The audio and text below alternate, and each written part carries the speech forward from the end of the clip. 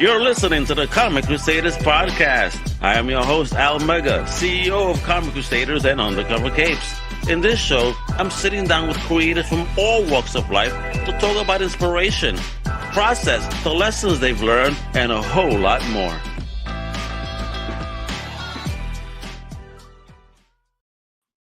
Yo, what up, everybody? It's your boy, Al Mega. Welcome to a brand new Comic Crusaders podcast. And folks, today we talking comic books, indie comic books. We get into some noir, some sci-fi, and some crazy goodness that's available now on Kickstarter called Star Noir. It's book one by an amazing writer that's been doing stuff for like the past decade. He's been busy.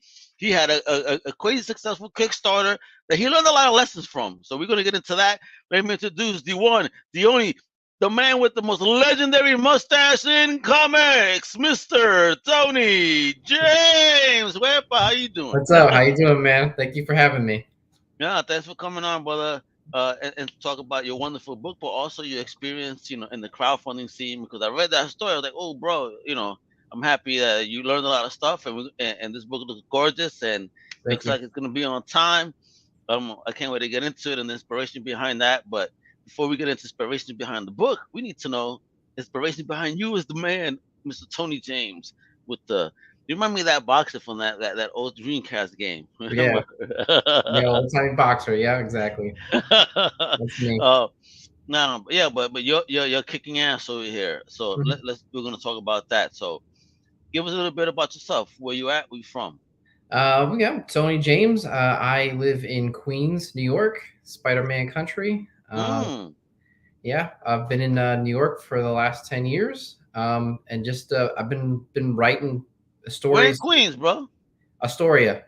Oh, I'm right here in Greenpoint.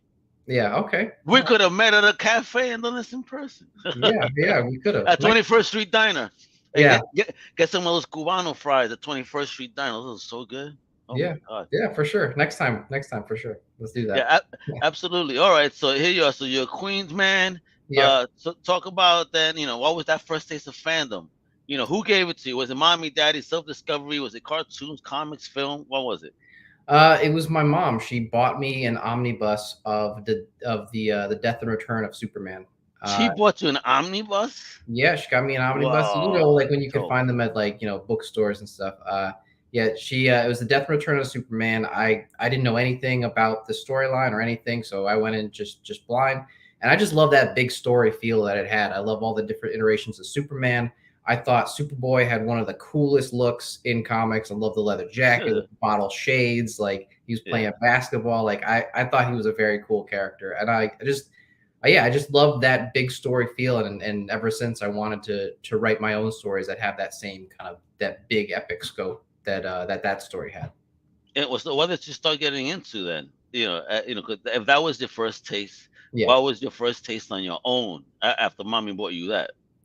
Well, I actually switched sides to Batman. I switched. When I was growing up, Batman the Animated Series was huge, and so I wanted more Batman. So I went to start reading Batman comics.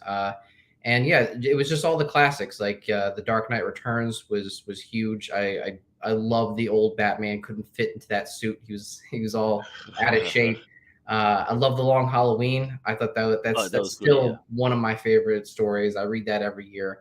And just loving Batman ever since. Just keeping up with that character. No disrespect to Superman though. I did love Superman though. He just switched us, and I like this guy's cooler. All right, so did you have a tribe growing up in Queens? Or were you a lonely geek? In your geekdom. Pretty lonely in my geekdom. I mean, if there was any tribe I was part of, it was part of a Yankees tribe. Like okay. Yankee fan. Hey, thank goodness. Yay. Yeah. That's where the vibe is strong. Don't judge, man. You about to bust that Yankee record at least, right? Yeah, for sure. Yeah. My dad would take me. I still remember the old stadium. I remember my dad taking me in there. I remember watching Mariano and the lucky guy. Team.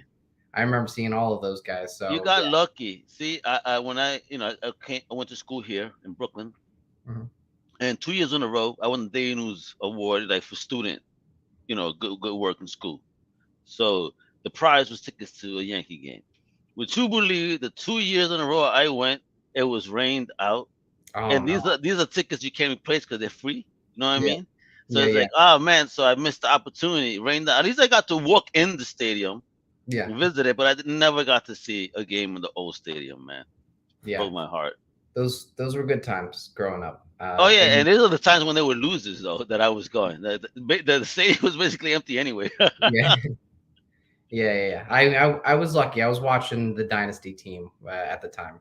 When you were growing up. Yeah, but let Yeah. me tell you, that happened when I finally was on my own. Me and my boy was watching them go to the World Series. We started crying like little girls. Oh, finally! They're big Yeah. fans since kids, man. They're very awesome time. Yeah. I was a huge Paul O'Neill guy. Still am. Oh man, well, legendary man. He's like one of those pull through men. Yep. You Exactly. know, Well, in the clutch, bro. I went to Yankee Stadium when they retired his jersey, and they gave him a cooler that he could knock over because he famously punched him out in the dugout. Too funny. Yeah. Yeah, good times, absolutely. All right, so what was the early spark of your creativity then?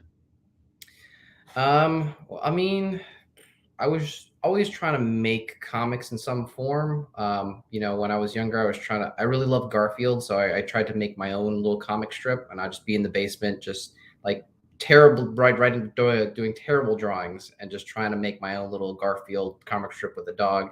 And then when I got into high school, the theater kids like, sort of pulled me in, and I started doing my own original plays. And then when I went Yeah. to college, I started doing my own original short films, and while I'm reading comics the entire time. And then right out of college, I was like, you know what? I haven't really tried comics. Like, let me really kind of dive in. And then I started with Reloader, which was my last Kickstarter campaign, which was successful, and that was about a virtual Ooh. reality bounty hunter. It was a cyberpunk comic, which was also a love letter to video games, which is one of my hobbies. What did you mean one of your hobbies? You're a gamer like that? Talk about that. Yeah, yeah. I mean, I've been playing video games since I got a hand-me-down Sega Genesis in the '90s. Oh, he's at a Uh, Genesis. Oh, I love that system. yeah, Absolutely. I Especially had when they this. came out with the add-on with the CD player, remember? Yeah. I would go to friend's house and they had like the Sega CD. They had the full motion video boxing game. There was one where you got knocked out and you wake up and the janitor is like cleaning up afterwards because you've been knocked out for so long. Yeah, Isn't so that fun? I've been playing Oh. games in my free time ever since. So tell me you go to Play NYC, the gaming convention out here in New York. I have actually never been. Oh my God! If you're a gamer, you must attend. You're gonna die with. You're gonna have withdrawal for a year until the next one. You're gonna be so gamed out. Is it when is it?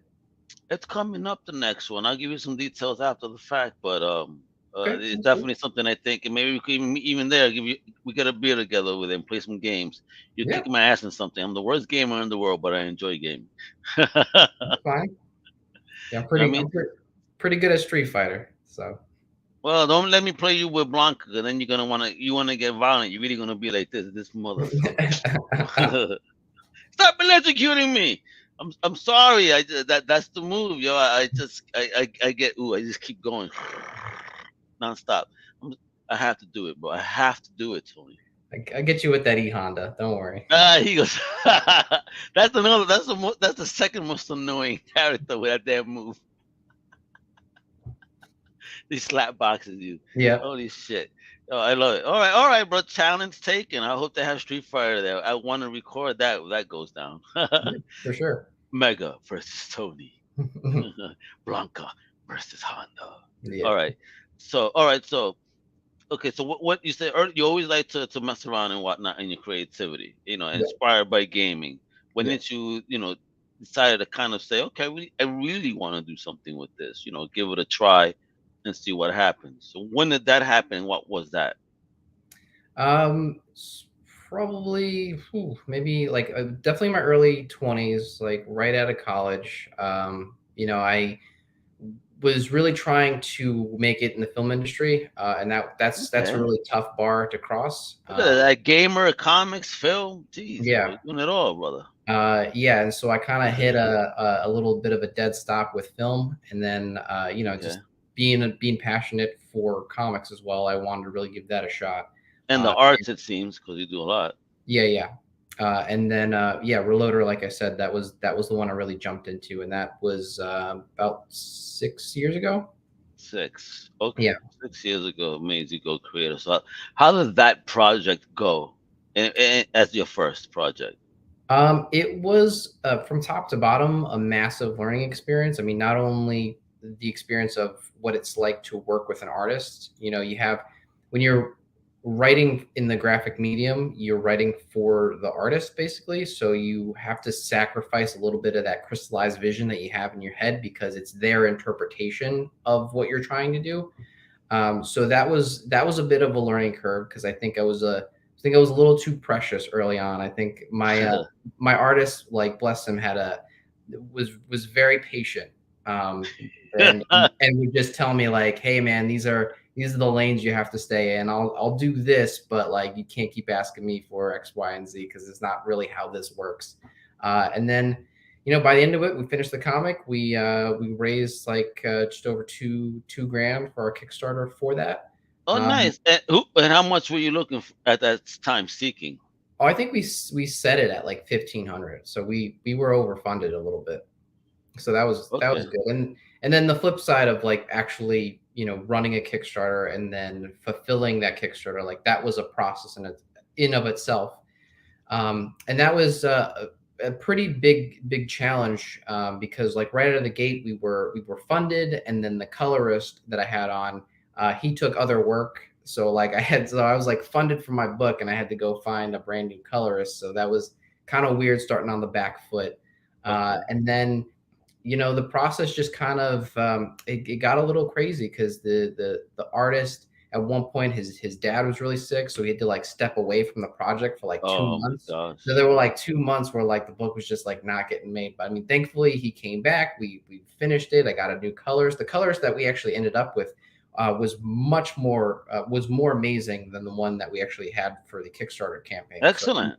yeah, so we ended up finishing the Not book. not a diss to the other colorists, just saying, right? No, no, no, no. He was good. He just took other work, and but unfortunately, the with all the delays and the setbacks, the comic that we were supposed to put out in a few months ended up taking like 4 years, Oh which my is gosh. yeah, which is not great. That's a nightmare scenario.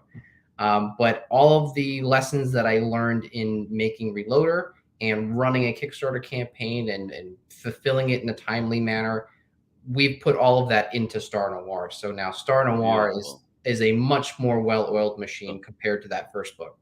and how long did that take to fulfill? I know this is not something you want to bring up, but because of that first learning experience, how long did that fulfillment take? Well, the actual when the once the book was actually done, the fulfillment was pretty quick. It was just the process of finishing the book. That's what most of Okay. the 4 years was trying to finish this book. Wow. But fulfillment, it was like a couple of months. Like we printed the book, Wonderful. I shipped them out right away. I apologized to everybody, and now it's done. But at least listen, but you did it. See, that's the important thing. You fulfilled the promise, unlike Yeah, other creators that many people know and have discussed in the past that should yeah. not be named in this program. Oh, okay, cool. All right. Yeah. When listen, you think 4 years is gone? Trust me. I've been waiting like a decade already. Oh no, no, When I no. ordered the book, this beard here was black. What? That's how I long it kid, was. yeah, I'm telling Yeah, you, I ain't lying. I ain't lying. that No, no, definitely no. not trying to have that experience again though. Yeah, let's not do that because again, Yep. there's a thing. Crowdfunding is very powerful, but we need to all be responsible to make sure that if we do that, that we fulfill on time. But I'm happy that you learned those lessons because now we're gonna get into, the book. What a gorgeous book, guys! Wait till you see this. I'm gonna show you the trailer right now. Then we're gonna be jumping all over this Kickstarter, talking about basically what inspired him and story because this is a dope looking universe, right? So let me bring it onto the screen. We put that on the big screen. Check this out, folks. 1947. Alan Miller, a homicide detective, a real ace in his field, has nightmares about strange beings. He is called in to investigate the murder of traffic detective Patrick Perkins, a most unusual slaying. The sight is not for the faint, but what is most curious is that Perkins's heart has been removed. The only lead is a beautiful silver starlight, the type of vehicle you'd never take your eye off of. The case runs cold, but Detective Miller is met by a strange being from his nightmares. The alien gives him the rub. He informs Alan that a, quote, shapeshifter, unquote, killed the young traffic detective. The kicker? This monster is hiding within Central Police Station alongside his fellow officers.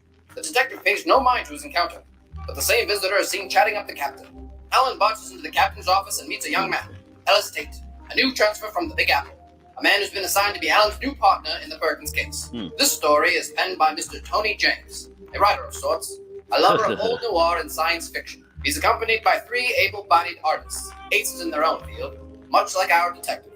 And hot damn, take a gander at those rewards. Commemorate your purchase with these fine items. Don't be a fuddy-duddy. Back Star Noir today. It's the only way to defeat the communists. He said the only way to defeat the communists. Holy shit. And you saw, folks, this book is basically is at 58% of its goal, right? Get it done. Because check this out. Looking for 10 racks. They're over half of 58. Let's get it done. You saw how beautiful this book is. So so I see you're a fan of the old school sci-fi, the old school noir. What elements did you pull from, bro, to create such a gorgeous book here? Well, I have a very strong passion for both the noir and sci-fi. On the noir side, LA Noir is one of my favorite video games. Like going back to how I play video games in my spare time. I just loved the meticulous casework that went on in that game, where it was trying to bring the audience into follow every clue and really trying to have people figure out who's lying, who's being honest. And it really, that entire world had this sense of dread to it around every corner. There was a constant feeling of cold air in the lungs, which I really loved. And then, of course, I also love that glamorized nostalgia of that era. With the flashy cars and the 3-piece suits, and that rapid fire dialogue that you see in those classic Hollywood movies. And I wanted to recreate that aspect in this book. And then on the sci-fi side, one of the big influences was the X-Files, and that was a show I watched with my dad growing up. And what I loved about that show was how they took these real-world alien abduction stories and they wove it into their own original narrative. And what it gave you was this almost grounded feel of aliens, and they created this fear of the unknown, and I wanted to kind of bring that kind of spookiness, that kind of real feeling approach to aliens and mesh that with a matter-of-fact noir setting. Okay. Oh, look at this guy. So talk about then the development of these characters. When did this even come to fruition in your brain? This is one of many pandemic stories that I wrote. He said pandemic story. I was locked in my house, had nothing else to do. Okay. Yeah, so lockdown, I have a bunch of ideas for stuff, and I was just kind of like going through them and just writing each one. And this is one of the best stories that I have. And Alan Miller, he's influenced by a lot of the classic detectives from the 1940s Hollywood films, like Humphrey Bogart. He's also got a little bit of Cole Phelps in him from LA Noir. He's the main character of that game. And then you have Ellis Tate, who's the alien in this. He's, I guess the voice of it, I kind of started with like Tom Holland, sort of a Spider-Man. I wanted somebody to play off of Alan. Alan is very callous, very no nonsense. He's not afraid to get his hands dirty to get the information that he needs. And Ellis is the total opposite. He's very benevolent. He doesn't like to use a gun, which gets him into trouble. And he's got to use his intellect and smarts to get him out of a jam. So it's a nice relationship because they have two completely different styles of detective work. Well, interesting. Yeah, because you definitely in this first issue we find out a lot. It's a long first issue too. 40 pages of content. Woof. Yes, sir. Well, wonderful stuff. And look at this. Look at this artistry. So talk about building this team after the Yeah. lessons you learned. Yeah, well, this is a really Oh my great God, team. look at that. The artist Pablo Debonis, he is from Argentina, and I was when I was looking for artists, I spoke to him. I gave him the script, and he just thought it was incredible. Like he started just doing concept art like straight away, and Oh wow. I really loved his interpretation of the script, and he fills so much of the panel with so much life. There's a on this page that you're seeing it with this panel. There's like an establishing shot of the crime scene, and in the script, all I wrote was that there was the car, and they're standing around this dead body, but he had like police in the background. There's people like walking around, so it just every big panel feels like it has so much life to it. And then our colorist, Vin Townsend, he's from Brazil. He came up with this idea to kind of do this sort of brushstroke style that made everything look really vintage and feel of the era. And so combined, we have a really, really striking book, really good looking colors as well. And I can't Oh, forget about the it's letterer. I can't forget gorgeous. about the letterer. Shout out to Marco, our letterer from Italy. And he really thinks outside the box or outside the bubble when it comes to doing these letters. He has Hey. he's one of those guys that he knows the rules, and he knows when to break them, and he has very good reasons for breaking them. How did you even find all these people? Like you have this worldwide team, and here you are in Queens, bro. You really Spider Man like that, swinging overseas, bro. It was actually there's a Facebook group called Connecting Writers with Artists, and Okay. I put out a posting, and the artist he reached out to me through one of those, and then the colorist actually found on Instagram, just looking at different comic colorists, and he's actually done some pretty high profile work. He's done some GI Joe covers for IDW, so he's been Oh, around. oh, Yeah, and yeah, they just all three of these guys, just like me, have a genuine love for this material. And every mhm. time I give them a new page or something else to color, or something else to letter, they're very excited, and they turn it around really quick because they're as hyped about it as I am. Man, look what we have already. Look how gorgeous. And it's true, the work the lettering, the placement of it, very important. You get to enjoy the art. Look at this artistry. Jesus Christ. Gorgeous book. This is some high level stuff, Tony. Thank you, thank you. You guys have done a wonderful job. My God, look at that. And again, I mean, just even looking at this that by that showed before, I mean, look at that. His heart was pulled out. This I would expect to see. You have bone. Where else is it gonna go? You know, Yeah, wonderful. yeah, Look at this. Look at this. Look at the yeah, expressionism and everything. Oh yeah, yo. Woof. yeah, And it's yeah. still meant.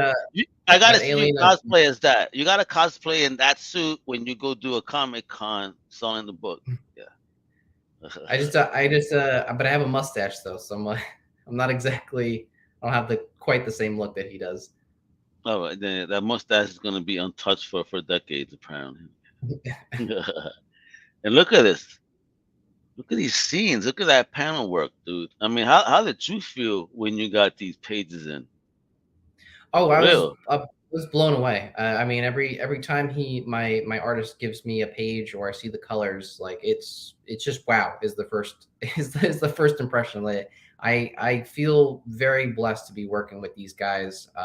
They're just so talented at what they do, and I mean, yeah, I'm just thankful that they want to do a book like this.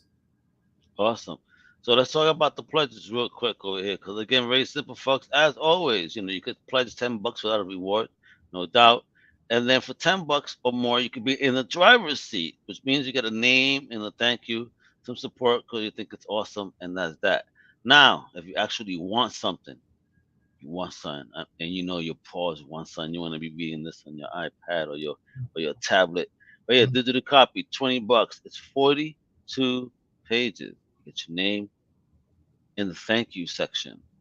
Yeah, It doesn't include the extras though in the print yeah. version.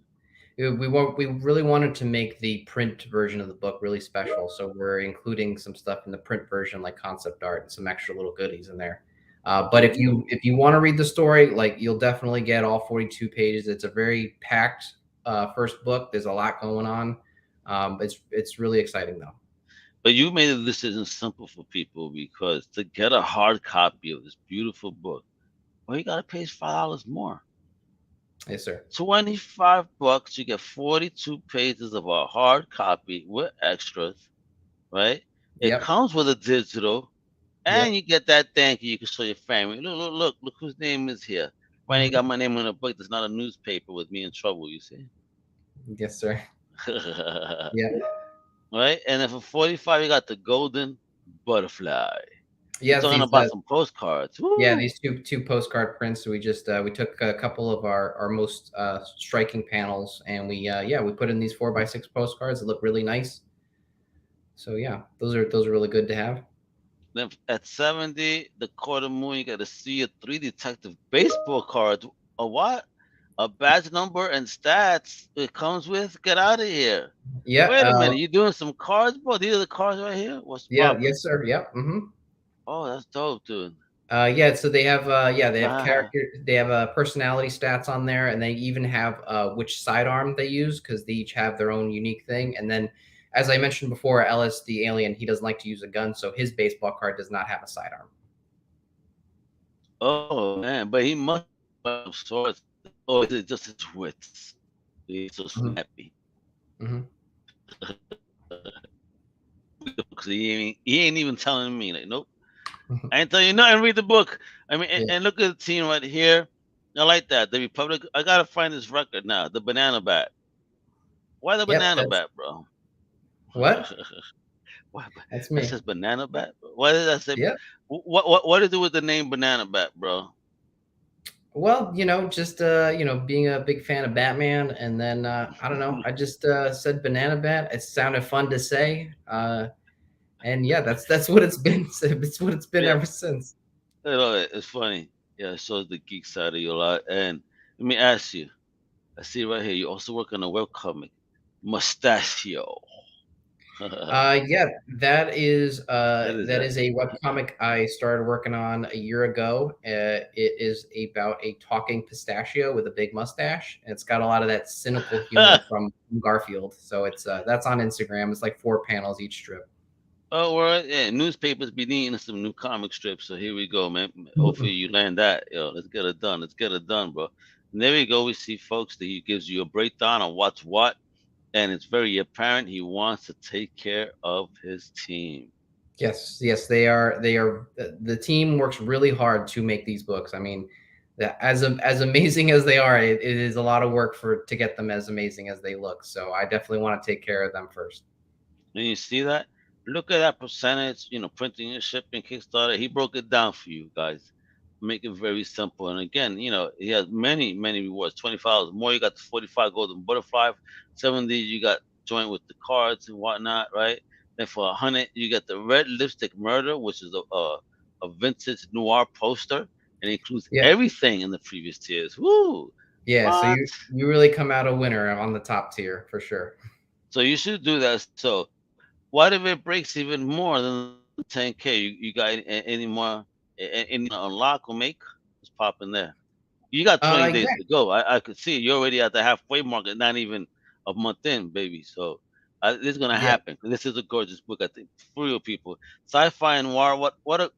We need to have this come back. It's true. We missed this. These were nice, fun, original films back in the day, and you're doing this in comic format. I would love for you to be able to make this a film. This would be so much Yeah. fun. What's funny is that when I started showing people the comic online, people were already casting the movie. They were telling me Ah, which TV channel it's gonna. Oh, this is gonna be on AMC. This is gonna be on HBO. Like, and you're like, hey. whoa, slow down. Let's make this a great Oh, book okay. first. So the first issue is 42 pages. So what do we got here? What's the plan with Star Noir, Well, story wise? there are six books in this. This is essentially Act One. That's really setting up the main conflict of the whole of the murder mystery. You're introduced to Alan Miller, the homicide detective. You're introduced to the murder. It kicks off with the traffic detective being murdered on that bridge, as you saw in one of the pages. You get the alien encounter where Alan has his first interaction with this alien, and then you see that for story reasons I don't want to spoil. Alan can see the alien's gray alien form, and everybody else sees somebody who looks more like Tom Holland. See, I wanted to ask you about that because that's what Yeah, happened in that scene in the what you saw on Kickstarter. For example, it's a non-spoiler thing, but he saw something barged in, and it's not what he saw. So it's like, was he smoking that Mary Jane back then? Did he not watch Reefer Madness at that time? yeah. No, no. There's a good story reason for why he can see the alien form, and everybody Oh, I else can't wait. sees something different. I Yeah, can't wait to see and that. So we got 6 issues. So when this happens, then so you have all these written out already? yes, sir. Yeah, yeah. Well, I started out with a story that was about a little over 300 pages, and then well, we broke it down into these 40 page books. oh, so Yeah, each time you do this, it's going to be over 40 pages of content. yeah. Every single time. Oh, It's a oh my God, oversized issues, kiddos. What? Come on, aren't you not salivating right now? Comic book goodness. Yeah, look at that. Shout out to Brian Adam from Austin Source Radio CNN. He loves the whole concept.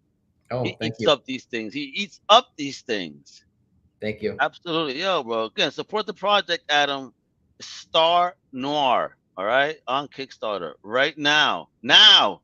Hold on. I want to see if you pitched in because right now it's at 58.16. You better pitch in right now. I want to see that change while we're on the show. All right. And a big shout out to Kevin that put this together. Yo, Kevin G from Inked Dot Marketing, folks. If you're a creator that needs some marketing help, you got to go no further than Inked Studios. The homie knows what's up, yo. Show Kevin some love. Tell Kevin Al Mega sent you, all right? But Tony, man, you got these 6 issues. They're ready. So this particular book, What's Up, is the art all in and almost ready to print, or what? So people know how fast they expect the book. Because again, I see that the date you planned for here was, what was that? April April. 2023. So where we at in the process? So yeah, we have we have about 6 pages like already done with the art. Okay. And yeah, it is. We've been showing new pages to the backers as we've been making it. We've been showing them the process. We So showed them constantly. we showed them the opening scene, which is some 3 new pages that are not on the main campaign page. You can Nice. actually see them if you look at the updates. It's one of the most recent updates. You can see that the scene where the traffic detective actually gets murdered by the alien. That sets up the crime scene a few pages later. So yeah, so Exclusive. Look at this guy. yeah, so once we're funded, we are just moving forward. I mean, technically, we're already moving forward. I mean, it Wonderful. would just confirm that we have the funds to actually make the book. So yeah, that April 2023, that we'll be working nonstop, like every week in and week out to finish this book to get it to people when the deadline that we stated. Beautiful. You see that? He learned his lesson is gonna make that book happen. So what else? So one more thing here before we go out. You're busy. You gotta crank this book out. So any other things that we should be aware of that you're trying to crank out? You have any other ideas? Let's pop in. What else Uh, in the TJ verse over here? in the TJ verse, I got some other stuff. I don't know if I quite want to spoil what they are just yet, but I Okay. got some stuff that's not 1940s noir that is also really cool. But I got to All right. finish my breakfast, as they say. Hey, awesome. But yeah, okay, so yeah, work on this, making this wonderful project. So, two last questions here. First up, are you going to be doing any conventions where we could, I meet you, see you? I will be at New York Comic Con on Friday and Saturday. I don't have a table, but I will be walking around, and with this mustache, you can't miss me. So Hey, just man, we got to hook up. I'm going to be there every single day. day. So, DM me your number. I'll give you a text when I'm there. We could meet around the press lounge. It'll probably be the easiest place. I'll get you in and you can have a seat. Okay. Wow. Sounds good. Yeah, I could definitely do that for sure. Yeah, man, we hook Yep. up and bullshit for a minute. All right, man. New York is in the house, people. Yeah. Wepa, I guess, sepan. All right. So, last question here is, of course, is inspiration. Motivation, right? So, what would you tell anybody trying to step into the game? Based on the lessons you've learned, stepping into the Uh, game. Start small. I think that's a pretty good, if you're like if you've never run before, like don't try to run 3 miles. You're gonna get winded pretty quickly. It's great to have big ideas, but like start with something that's maybe like 10 pages long or something like that. And then on the flip side, if you've never told a story before, you've never written a story or drawn it, whatever, you gotta understand that you're probably not going to be very good at it the first time, but it's a process. If you look at all the greats, if you were to look at the first draft of anything that they made when they were coming up, like you'd be like, wow, how did they get all of these awards? This is terrible. But it's because they worked on it for several years. Like you saw the end result where they had the greatest ideas that they put out, but it's a process. So start small and then just recognize that it's a process if you've never really started to do any of this before. You heard that, folks? Start slow. You got this. Small, slow. You got this. It's a process. All Yeah, right. Be for sure. patient. You're gonna succeed. Tony Yes. learned his lessons. You're gonna with a successful campaign, and now with this one, he got a real plan, and it's gonna come to fruition. Because it's a gorgeous book. Again, folks, if you are a fan of noir and sci-fi, please go to Kickstarter today. Star Noir. Star Noir. All right. Book 1 of 6. Can't wait. It's gonna be Yeah. fire. And of course, if you want to see what Tony's up to, you can follow him on Twitter at T/J. All right, and slash the word, no, not the actual slash. All right, the T/J. Then on Instagram, as I mentioned before, it's Banana Bat. Yep. Or you can also check out his awesome new webcomic that he's been working on. I am Mustachio. Mustachio. Yep. Mustachio. I love the name, bro. Thank That's you. fire, man. That's what my dudes and queens do. And of course, again, as I mentioned earlier, a big shout out to my man Kevin G. If you're a comic creator, you need some marketing help, please go no further than Inked Studios. So you can visit their website at inked.marketing. All right, that's told me to help put us together over here. So now we're gonna hang out at New York Comic Con. We're gonna get a brew and compare what we bought at the con. Right? Look what I found on the dollar bin, if that still exists Yeah. Yeah. in New Definitely. York, especially. Right? Does it exist? I'm a dollar bin diver, so I be finding some cool shit. But you know what I mean? Do they still exist in New York? That I haven't been to a con yet here in like 3 You could years. So let's see what happens. you could still find some good stuff at New York Comic Con. Like, it's still happening. Let's see, bro. We'll go on a quest together, maybe. All right. So, folks, the outro tells you everything to do, but I want to repeat it just one more time. This is the big homie from Queens, kiddo. All right. If you love Spider Man, you're gonna love the big homie over here, bro. He got stories, bro. Right? This is how he walks around too. He's gonna be at the con. They buy my book.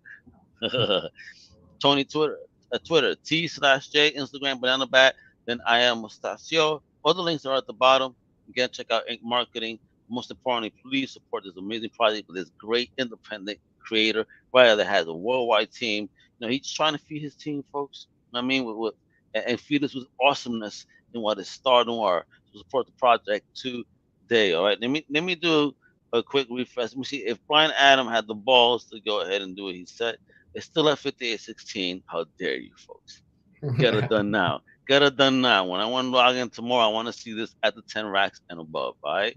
So thank you so much, Tony, for hanging out with me today, talking Yeah. about yourself, Star Noir, and the Thank you. future. This is going to be an awesome TV show one day.